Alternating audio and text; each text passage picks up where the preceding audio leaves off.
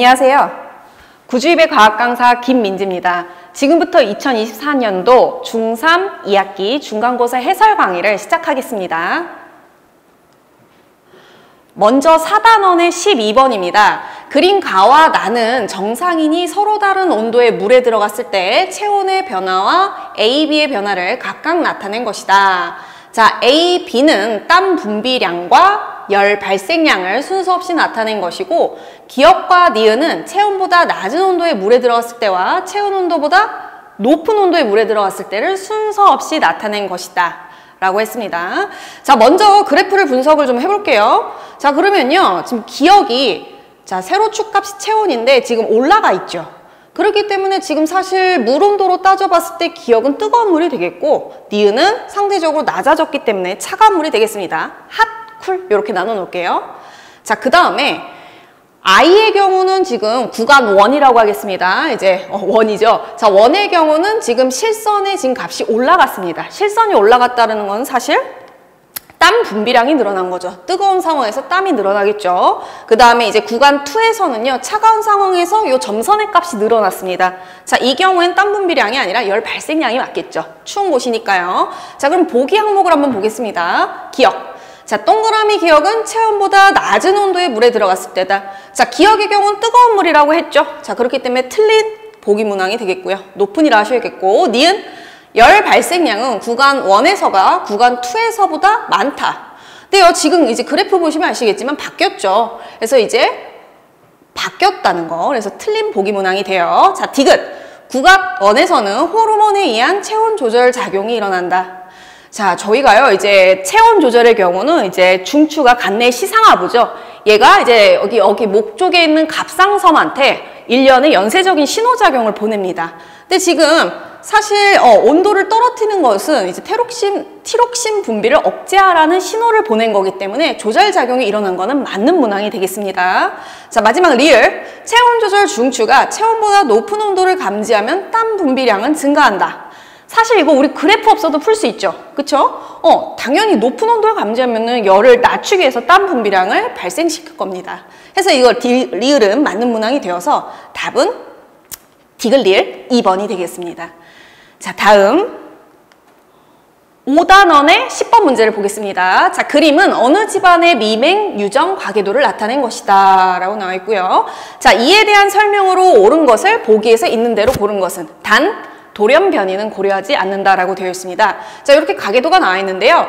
여기서 제일 중요한 건요, 이렇게 별표를 치고 있는 선생님은 갑툭튀라고 표현을 합니다. 갑툭튀가 뭐냐면요, 부모 세대에는 없는 표현형이 자녀에게만 있는 경우를 의미합니다. 자, 지금 지읒을 기준으로 위에 부모는 흰색인데 지읒만 깜장색이죠. 그러니까 표현형이 부모랑은 다른 형태인 것을 갑자기 툭 튀어나왔다. 이거를 줄여서 갑툭튀라고 저는 제 표현을 합니다. 자, 이럴 때는 확정적으로 3개의 사실이 있습니다. 이걸 기억을 해주셔야 되는데요. 자, 첫 번째는요, 이 가계도는 그러면 상염색체 유전이 됩니다. 자, 두 번째는요, 이 갑툭튀 기준 양 부모가 잡종 유전자형이 돼야 합니다. 그래서 잡종이다. 자, 마지막. 이 세 번째 갑툭튀는요, 스스로가 열성 순종이 됩니다. 그래서 소문짝끼리 붙어있는 유전자형이 되지요. 그래서 가계도를 한번 분석을 해볼 건데요. 자, 말씀드렸다시피 지읒의 갑툭튀는 스몰티가 되겠고요. 똑같은 이렇게 색칠된 검정색 지금 도형들이 기역도 스몰티, 미음도 스몰티, 니은도 스몰티가 되죠. 이제 하나씩 볼게요. 부모는 아까 잡종이라고 했기 때문에 디귿 리을이 라지티 스몰티가 됩니다. 자, 그랬을 때 옆에 있는 이응, 이 경우에는 정상의 표현형이지만 어쨌든 간에 라지티일 수도 있고 라지티 스몰티일 수도 있고, 그쵸? 두 가지 경우가 가능합니다.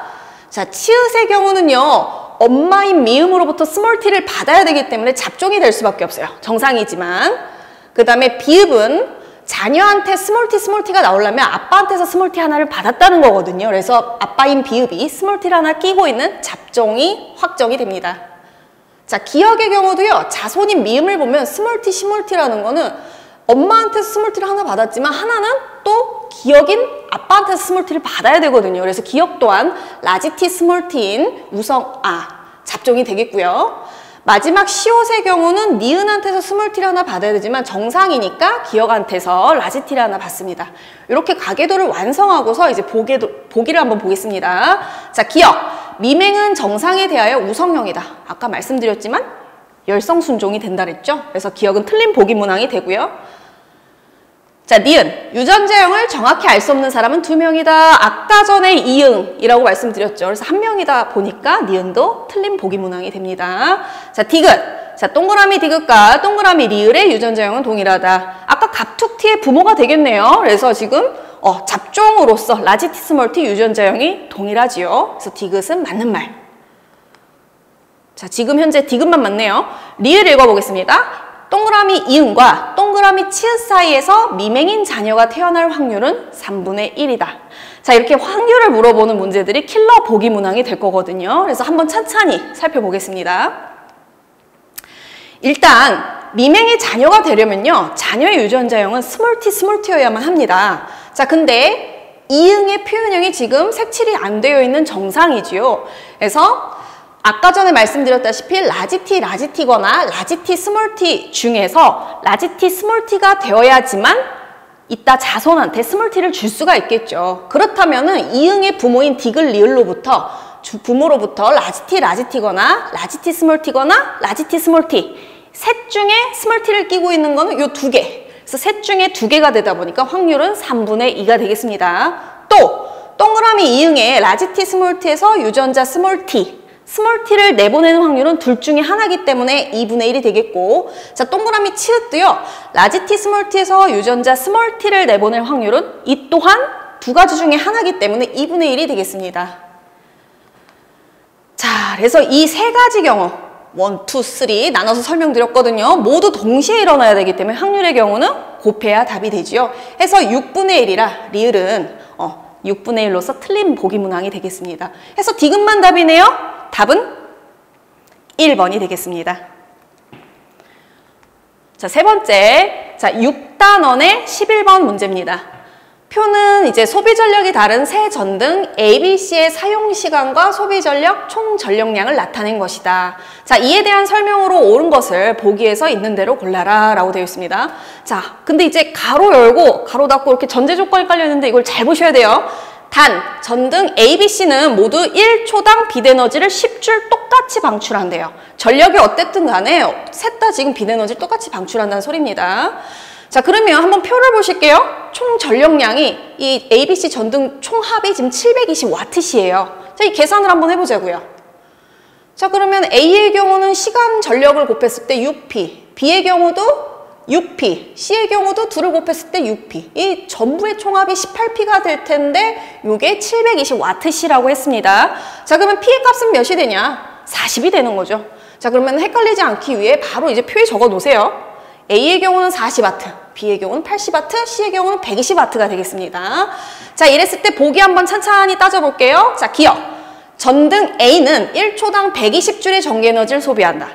A 보시게 되면 40W입니다. 와트라는 게 1초당 소모하는 전기에너지를 얘기하거든요. 그래서 120줄이 아니라 40줄이라고 해야겠죠. 40W니까요. 자, 니은. 전등 B의 전력량은 240W시이다.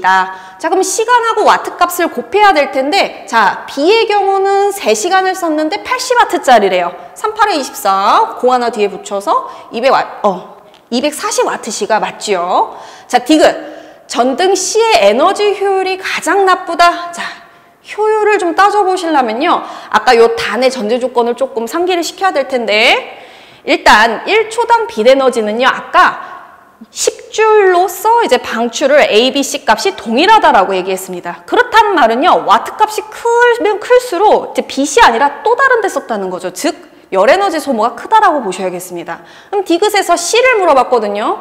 C의 경우는 와트 값이 너무 크죠. 120W. 자, 그러면 똑같이 10줄 내는데 나머지는 싹 다 뭐로 낸 거예요? 열로 소비한 거죠. 자, 그래서 열로 소비했기 때문에 디귿이 효율이 나쁘다라고 봐야겠죠. 전등을 열로 켜는 게 아니라 빛을 쓰려고 켜는 거지 않습니까? 자, 그렇기 때문에 디귿은 맞는 문항이 되겠고, 리을. 아이고. 자, 같은 시간 동안 사용할 때 발생하는 열에너지의 양을 묻습니다. 그럼 전등 A가 가장 적냐? 보시면 아까도 말씀드렸지만 똑같은 빛에너지 10줄을 방출할 때 A는 40W만 써요. 상대적으로 와트 값이 작죠. 자, 그래서 OK라고 되어 있습니다. 그래서 리을은 맞는 문항. 자, 그러면 답은 5번이 되죠. 니은, 디귿, 리을이 되겠습니다. 자, 마지막 7단원의 5번 문제를 한번 보겠습니다. 자, 그래프는 별 A에서 D의 연주시차와 겉보기 등급을 나타낸 것이다.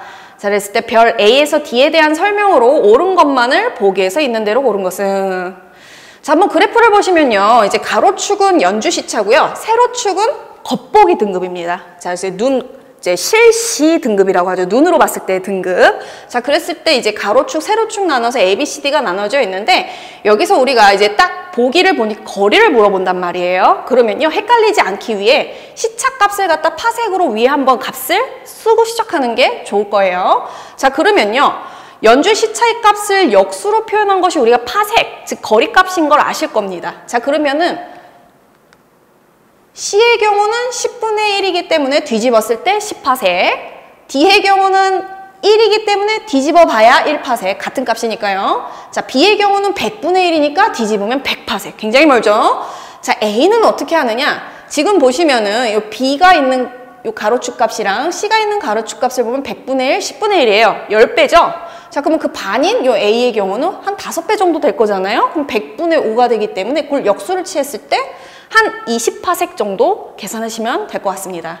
자, 그랬을 때, 자, 기억부터 보겠습니다. 별 A와 D의 실제 밝기는 같다. 실제 밝기는요, 이제 겉보기 등급이 아니라 절대 등급으로 따져주셔야 됩니다. 근데 지금 그래프를 보시면 A와 D는요, 겉보기 등급이 -2로 같죠. 그래서 실제라고 하시면 안 되기 때문에 기억은 틀린 보기 문항이 되겠습니다. 니은, 별 C의 절대 등급은 -4다. C의 경우에는 10파색이 있네요. 자, 근데 이제 절대 등급을 말씀드리면 우리가 절대 등급이라는 것은 별을 10파색 위치에 갖다 놨을 때의 별의 밝기를 갖다가 절대 등급이라고 합니다. 자, 근데 C는 이미 10파색이 있어요. 이미 있어요. 자, 그렇기 때문에 눈으로 보이는 겉보기 등급 또한 절대 등급이랑 같겠죠. 자, 그래서 연주 시차는 역수는 이제 거리, 파색, 아까 말씀드렸고요. 방금 말씀드린 이제 절대 등급은 겉보기 등급이랑 같을 수밖에 없어요. 10파색이기 때문에 조건이. 자, 그래서 니은도 맞는 보기 문항이 되겠습니다. D급 보겠습니다. 지구와 거리가 가장 먼 별은 B다. 이건 쉽죠? 파색 값이 크면 클수록 거리가 크다고 따져주셔야 되기 때문에 맞네요. 그래서 D급은 맞는 보기 문항이 되겠고요. 자, 리을. 별 D의 절대 겉보기 등급보다 크다. 자, 이제 절대랑 겉보기를 상대적으로 따져주셔야 되는데, 자, 여기서 아셔야 되는 게 D는 일단 여기 아까 우리가 뭐라 표현했냐면 1파색이라 했어요. 자, 그럼 기준을 갖다 10파색보다는 가까이 있는 거죠. 자, 그래서 10파색보다 가까이 있습니다. 그래서 여기서 저희는 계산할 때 Y를 갖다 선생님은 그냥 미지수를 D의 절대 등급이라 두고 풀게요. 자, 그러면 우리가 알고 있는 공식이 있을 겁니다. 10파색보다 가까이 있을 때는 겉보기 등급에서 절대 등급을 뺐을 때 음수값이 돼야 되거든요. 자, 음수값이 돼야 되는데 선생님이 이걸 수업 시간에 그냥 겉절이 값이라고 표현합니다. 겉절이 값. 그래서 겉보기에서 절대를 빼보겠습니다. D의 경우 겉보기가 -2예요. 세로축을 보기니까. 그래서 -2 빼기 절대 등급을 Y로 두자고 했기 때문에 -Y는 이제 음수다 라고 두셨을 때 Y를 넘기게 되면 Y는 -2보다 큽니다. 그래서 -2가 아까 전에 D의 겉보기 등급이었거든요. 그럼 겉보기 등급보다 크다는 소리지 않습니까? 그래서 리을이 맞게 되는 거죠. 그죠? 이렇게 찬찬히 공식 대입해서 푸는 리을 문항이 되겠고요. 자, 그랬을 때 니은, 디귿, 리을이 싹 다 맞게 돼요. 해서 답은 5번이 되겠습니다. 자, 여기까지 이제 해설 강의를 마치겠고요. 2학기를 새롭게 준비하는 우리 학생들한테 제 영상이 이제 좀 도움이 되었으면 좋겠습니다. 화이팅입니다. 감사합니다.